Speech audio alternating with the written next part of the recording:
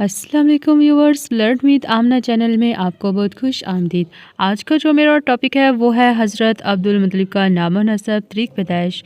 تو جانیے اس ویڈیو میں۔ سوال نمبر 1، حضرت عبدالمطلب کب پیدا ہوئے؟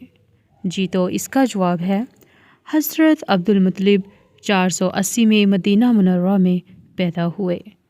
سوال نمبر 2، حضرت عبدالمطلب کی وفات کب ہوئی؟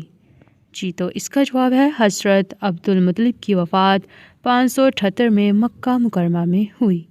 سوال نمبر 3، حضرت عبدالمطلب کہاں مدفن ہوئے؟ جی تو اس کا جواب ہے حضرت عبدالمطلب جنت المالا میں دفن ہوئے۔ سوال نمبر 4، حضرت عبدالمطلب کے والد کا کیا نام تھا؟ جی تو ان کے والد کا نام ہاشم بن عبد مناف تھا۔ سوال نمبر 5، حضرت عبدالمطلب کی والدہ کا کیا نام تھا؟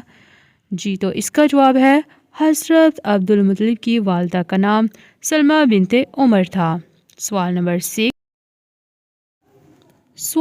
6، حضرت عبدالمطلب کی بیویوں کے کیا نام تھے؟ جی تو اس کا جواب ہے حضرت عبدالمطلب کی بیویوں کے نام فاطمہ بنت عمر، حالہ بنت وہب، صفیہ بنت جندب، لبنہ بن حجر، نتیلہ بنت جناب، مومنہ بنت عمر۔